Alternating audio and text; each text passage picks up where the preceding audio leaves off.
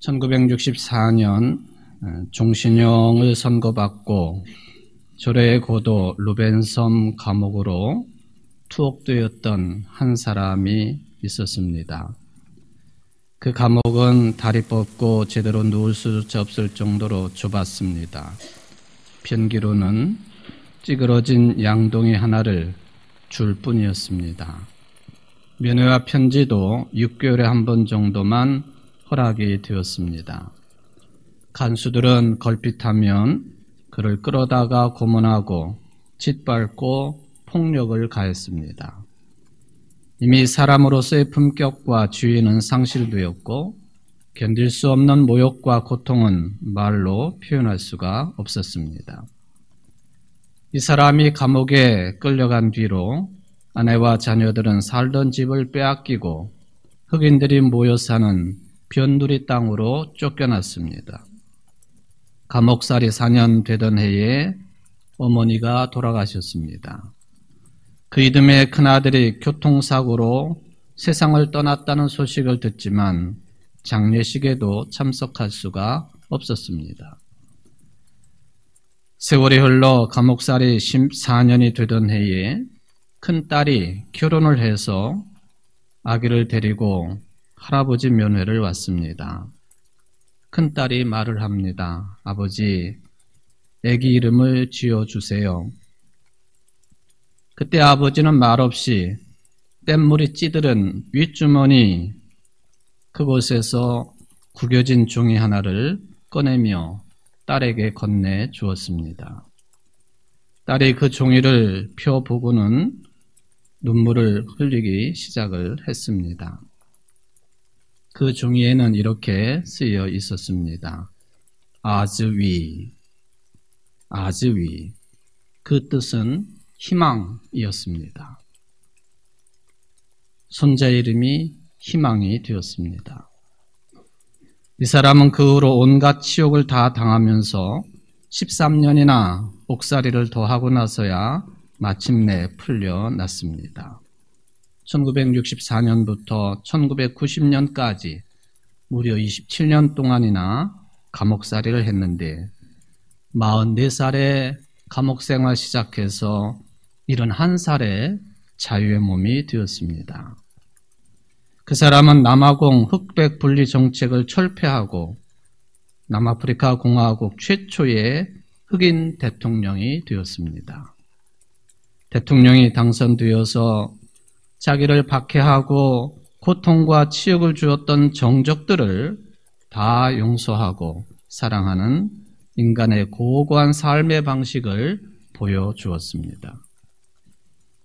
이분이 세상을 떠났을 때에 세계 언론은 하나같이 그분을 가리켜서 인간의 품격을 한 단계 올려놓은 사람이라고 존경을 표했습니다. 그분이 누군가 여러분들이 잘 아시는 남아프리카 공화국의 넬슨 만델라 전 대통령입니다. 이분이 오랜 세월 어떻게 그런 절망의 세월을 견뎌낼 수 있었을까? 사람들이 물어볼 때마다 그분은 이렇게 답변을 합니다. 나는 위대한 변화가 일어나리라는 아즈위, 희망을 한순간도 포기한 적이 없습니다. 나는 위대한 변화가 반드시 일어나리라고 하는 희망을 한순간도 포기한 적이 없습니다. 사람들이 죽어가는데 나이가 들고 힘이 들고 살 수가 없어서 죽는 것이 아니라 희망이 없기 때문에 죽습니다. 우리 인간은 하나님의 형상대로 지음받은 존재들로서 희망의 힘으로 세상을 살아가도록 빚어진 존재들이기 때문에 그렇습니다. 유대인 속담에 보면은 이런 내용이 있습니다. 만일에 다리 하나가 부러졌다면 두 다리 모두가 부러지지 않은 것을 하늘에 감사하라. 만일에 또 두 다리가 부러졌다면 목이 부러지지 않은 것을 하늘에 감사하라. 만일 목이 부러졌다면 이제 더 이상 걱정할 것이 없어진 것에 대해서 하늘에 감사하라. 어떤 고난을 당하더라도 최악이 아닌 것을 하늘에 감사할 줄 알아야 되고, 살아 숨 쉴 수 있어서 무엇인가를 할 수 있다고 하는 것에 대해서 하늘에 감사할 수 있는 그런 인생의 삶이 중요하다고 하는 그런 의미가 되겠습니다. 신약성경의 데살로니가전서 5장 16절로 18절 말씀해 보면 항상 기뻐하십시오. 끊임없이 기도하십시오.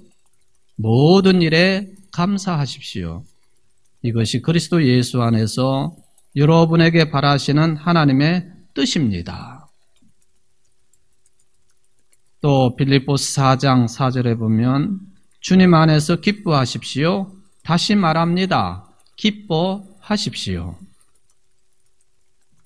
분명히 주님, 예수 그리스도 안에서 기뻐하라고 하는 권면의 말씀입니다. 그렇다면 왜 그리스도 안에서만 기뻐할 수 있겠는가? 왜 주님 안에서만 본질적인 의미의 기쁨이 누려지겠는가? 거기에는 복잡한 말이 필요 없겠습니다. 예수님께서 죽으셨다가 3일 만에 부활하셨기 때문에 그렇습니다.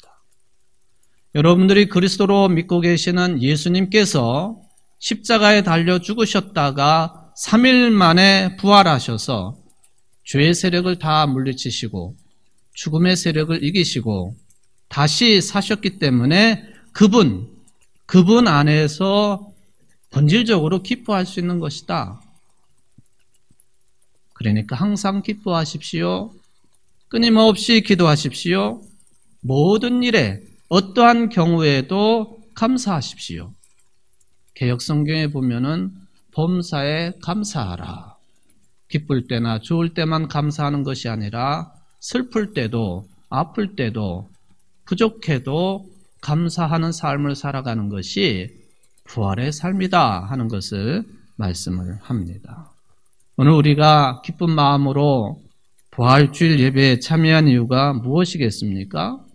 그것도 답이 단순해요.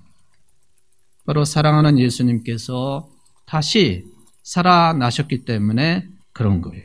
반대로 어떤 신앙인이 만약에 교회는 다니지만은 부활의 기쁨을 느끼지 못한다고 한다면 그 이유가 무엇일까요? 그 답도 역시 단순합니다. 예수님을 진실로 사랑해 본 적이 없기 때문에 그럴 것입니다. 예수님을 자신의 삶에서 본질적으로 중요하게 모셔본 적이 없기 때문에 그럴 것입니다. 수많은 그리스도인들이 부활이 없는 것처럼 살아가는 것이 오늘날 현실이죠. 부활의 증인이 되고 부활을 선포하는 것이 아니라 부활에 대해서는 아예 입을 다물고 부활을 없었던 일로 덮어버리려고 하는 그런 삶이 우리에게는 만연되어 있는 것이 아닌가. 바울이 고린도 교인들에게 이런 말씀을 하십니다. 그리스도께서 되살아나지 않으셨다면 우리의 복음 선포도 헛되고 여러분의 믿음도 헛됩니다. 부활이 있다면 우리의 삶의 모든 것은 변화되기 마련입니다. 그래서 어떤 분은 부활을 돌을 치우는 축제라 그렇게 표현을 했습니다. 하나님께서는 희망과 기대를 꺾어버리는 가장 단단한 돌을 치우신 분이십니다. 그 돌이 뭐냐? 죽음의 돌이요, 죄의 돌이요, 두려움의 돌이요, 세속주의의 돌이요, 부활을 인정하지 아니하려고 하는 돌이요, 사랑하지 아니하려고 하는 돌. 하나님께서는 이 모든 우리의 희망과 기대를 꺾어버리는 이런 여러 종류의 돌을 치워버리신 분이십니다. 오늘 우리는 베드로전서 2장 4절에서 말씀하신 것처럼 살아있는 돌, 곧 부활하신 그리스도를 발견한 날입니다. 우리는 돌 위에 돌을 얹으며 우리 안에 불만으로 쌓아올린 탑을 또 희망의 무덤을 쌓고 있는 삶을 버려야 됩니다. 만약에 우리가 인생을 불평하며 삶을 불평에 종속시키고 그렇게 산다면 그것은 영적으로 병든 삶이기 때문에 그렇습니다. 그것도 병 중에서도 아주 깊은 중병이 될 것입니다. 부활을 선포하지 않는 사람들, 사실상 무덤 속에서의 삶의 기쁨을 누리고 보람을 느끼는 사람일 것입니다. 불신과 불평과 두려움과 절망과 죽음이라고 하는 무덤 속에 갇혀 사는 사람인 것이에요. 그것뿐이겠습니까?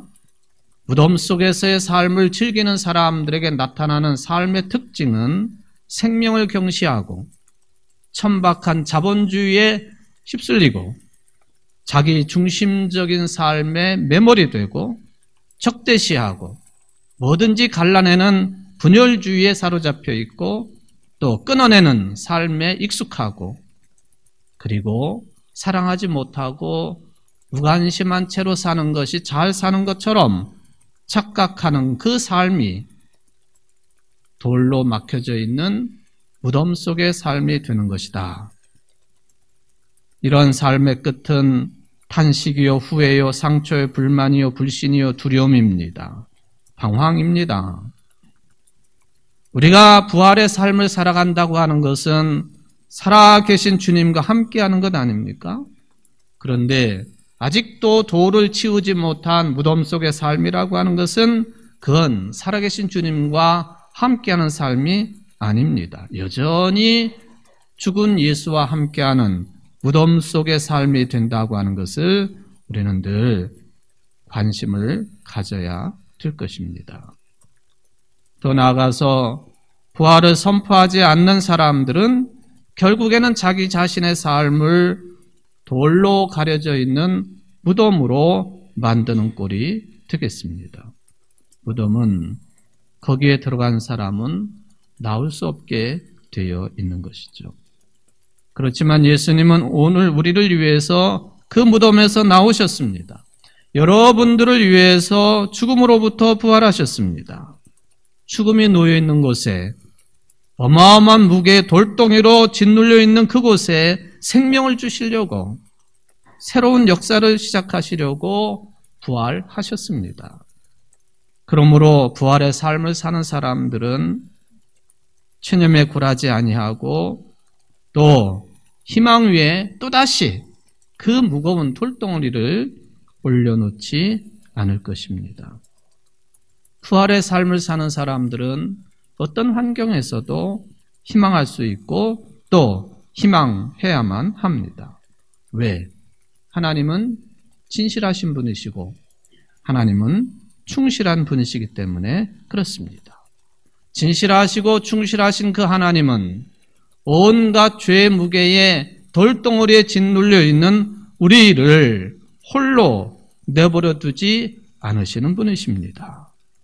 우리를 찾아오시고 우리들이 처한 매 상황마다 고통의 상황, 근심의 상황, 심지어는 죽음의 순간에도 찾아오시는 분이십니다. 그렇기 때문에 우리의 삶은 언제나 기쁨의 삶이 되는 것이죠. 구약 성경 여러 편이 있지만은 그 중에서도 시편 97편을 읽어보면은 이 97편의 키워드는 기쁨 그 단어 하나가 되겠습니다. 97편 1절 여호와께서 다스리시나니 땅은 즐거워하며 허다한 섬은 기뻐할지어다. 마지막 12절 의인이여 너희는 여호와로 말미암아 기뻐하며 그의 거룩한 이름에 감사할지어다. 시편 한 편이 기쁨이라고 하는 단어로 시작해가지고 기쁨이라고 하는 말로 끝을 맺고 있습니다. 그뿐만 아니라 중간의 내용도 마찬가지입니다. 8절 상반절에 보면 여호와여 시온이 주의 심판을 듣고 기뻐하며 11절 하반절에도 보면 정직한 자를 위하여 기쁨을 뿌리시는도다. 여러분, 여러분의 삶은 본질적인 기쁨의 삶으로 회복되어야 됩니다.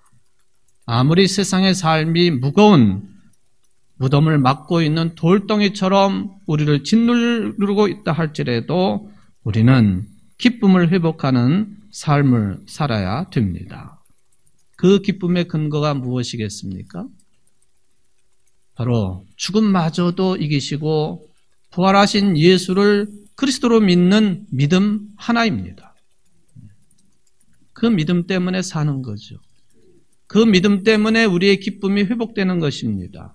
그 믿음 때문에 영원에 잇대어 살아가는 존재들이 될 수가 있는 것이다.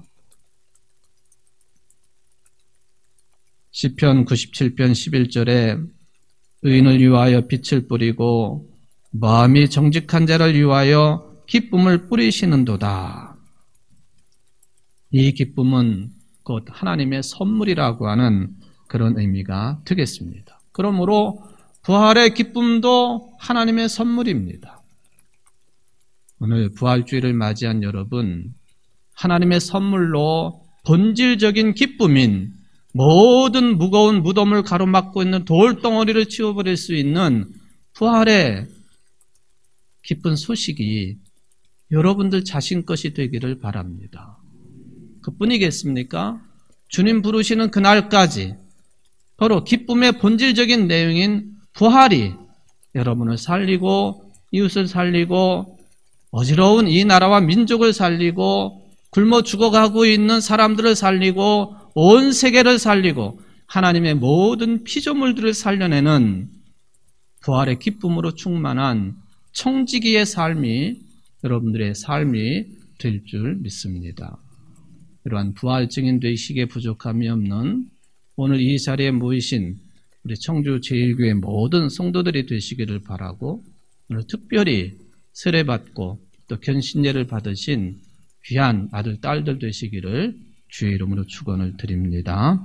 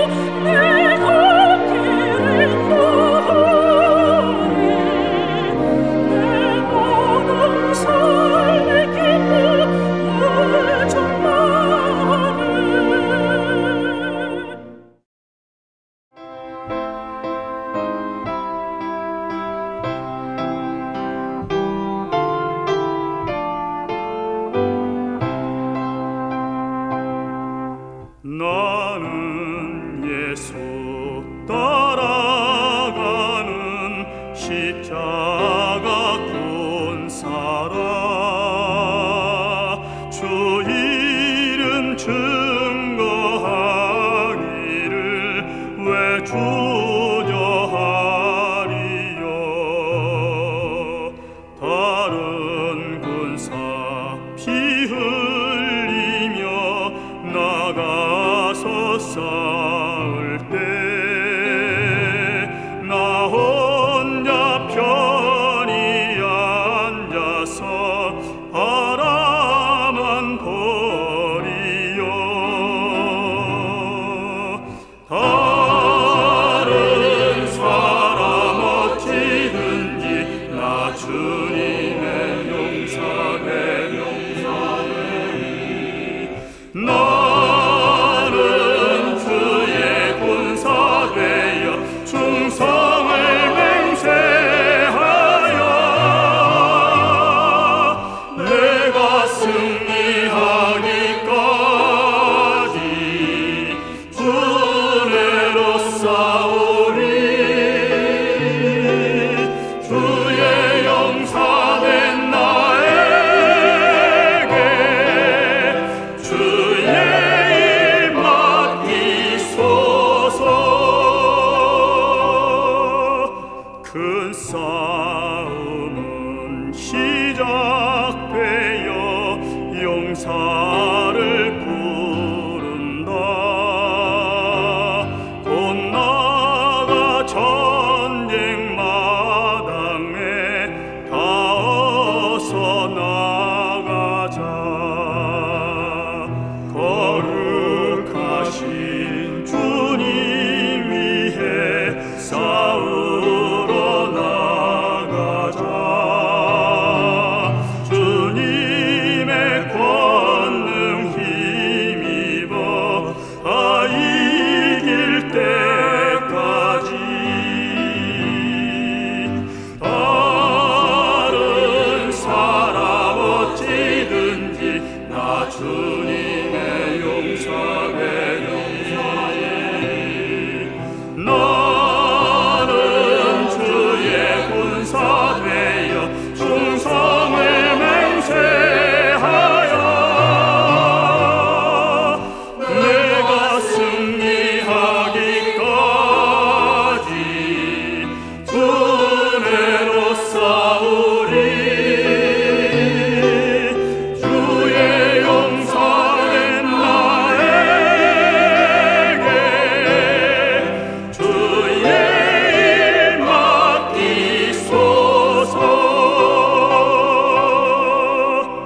그 승리의 영광 위해 싸워야 하리라. 주 말씀 나의 힘 되니 겁낼 것 없도다.